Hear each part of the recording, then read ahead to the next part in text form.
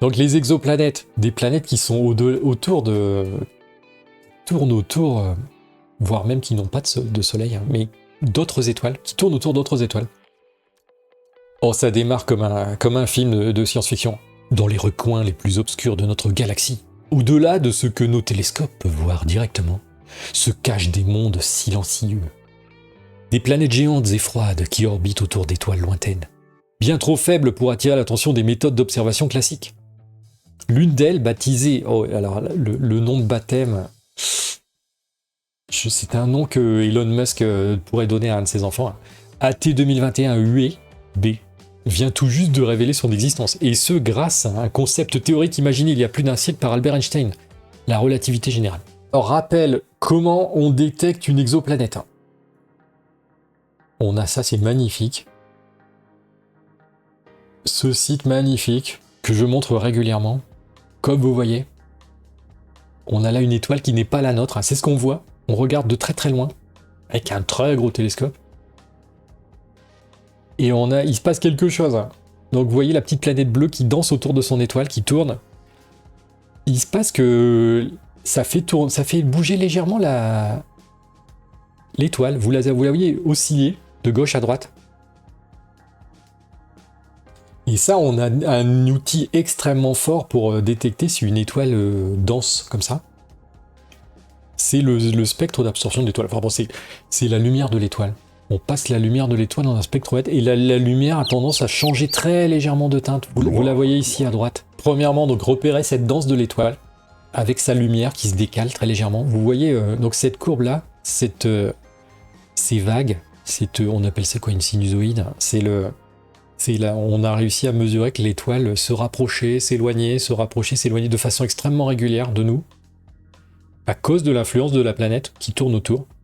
Et on se dit, ok, il y a quelque chose.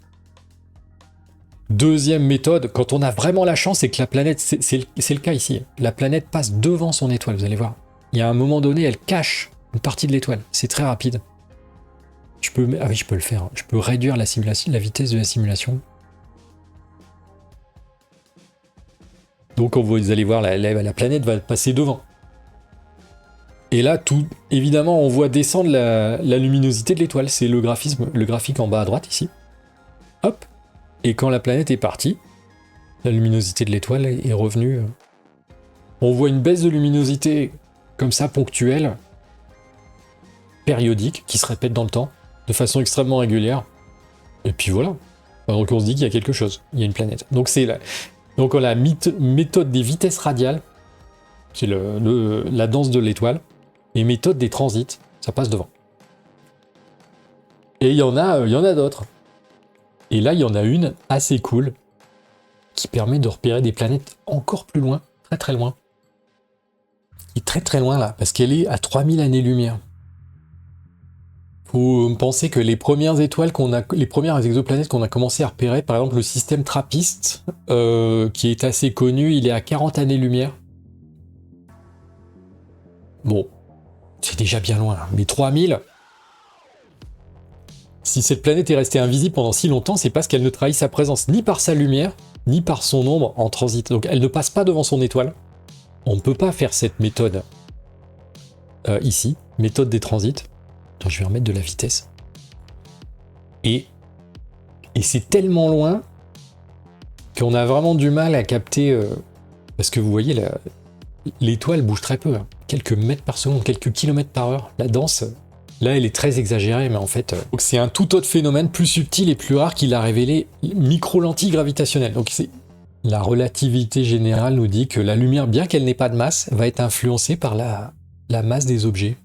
Elle va avoir tendance à tourner, à dévier en passant auprès d'un objet massif. Lorsqu'un objet massif comme une planète passe entre nous et une source de lumière, sa gravité va agir comme une loupe, va courber la lumière de l'étoile située derrière. Donc là, au lieu quand c'est placé juste comme il faut et que la planète est très massive et qu'elle est assez loin de son étoile et que l'étoile en question est très très loin, il y a un moment, on voit non pas un assombrissement de l'étoile, mais on voit l'étoile briller plus fort. Parce que ça fait un effet de loupe. Il y a un effet de loupe. Il faut vraiment que tout soit dans les bonnes conditions. Un alignement céleste rarissime. C'est en 2021 que ce curieux sursaut de lumière a été repéré dans les données du télescope spatial Gaia. On a des télescopes qui vont faire des observations régulières toutes les 20 secondes ou tous les 120 secondes de pans entiers du ciel. Et donc à un moment donné, avec des ordinateurs, on se pose la question, on regarde ce qui a changé. Donc ils ont repéré une augmentation de la luminosité sur une étoile. Une mission de l'Agence spatiale européenne qui cartographie avec une précision inédite des mouvements d'1 milliard d'étoiles dans notre galaxie. Pour la majorité des chercheurs, ce type de variation lumineuse est souvent lié à des phénomènes internes aux étoiles. Oui, ça peut être. Après, ça peut être un phénomène interne d'une étoile, changement de la combustion, pulsation, éruption, parce que c'est assez dynamique. Hein. On a vu que notre Soleil n'arrête pas de faire des éruptions. Non, la planète ne passe pas devant son étoile, celle-là non. Mais elle doit pas passer loin. Du coup, elle arrive à courber. Il y a une partie de la lumière de l'étoile qui normalement ne devrait pas arriver vers nous. Et à cause de l'influence de cette planète, cette lumière est déviée et elle arrive vers nous. Du coup, on voit quand même à cause de cet alignement très spécial, on voit la lumière de l'étoile augmenter. En croisant les données de Gaïa avec celles de l'observatoire terrestre de Moletai, ils ont pu confirmer l'existence d'une planète massive située à plus de 3000 années-lumière, en train de lentement orbiter autour d'une étoile discrète. Sa présence remet en question certains modèles établis sur la formation planétaire. Jusqu'à présent, la plupart des exoplanètes connues ont été détectées par des méthodes, soit par la variation de lumière lorsqu'elle passe devant l'étoile, transit, c'est ça cache une partie de l'étoile, soit par les oscillations qu'elle provoque dans le mouvement de leur étoile, vitesse radiale. Je vous ai montré donc les deux méthodes. Une planète fait quand même un peu danser son étoile.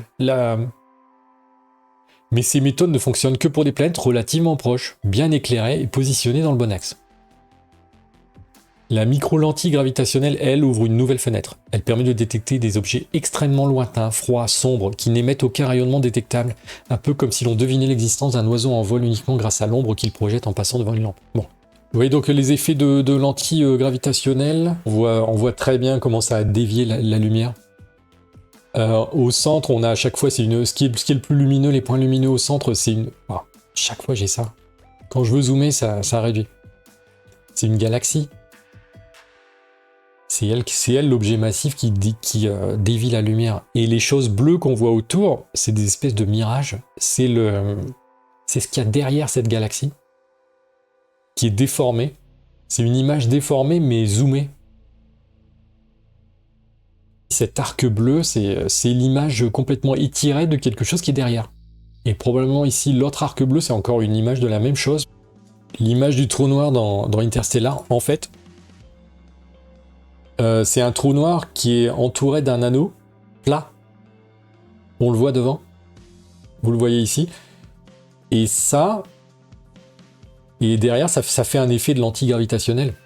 Mais très très fort. Ce qui fait que ce qu'on voit là, à la fois au-dessus et en dessous, c'est l'image répétée, étirée, de l'anneau qui est derrière. Donc en gros, quand il y a un effet de lentille gravitationnelle, ce qui est derrière l'objet massif, on le voit éparpillé partout, tout autour. On voit que c'est une image d'un truc qui est totalement étiré. Et c'est ce qui est derrière l'objet central.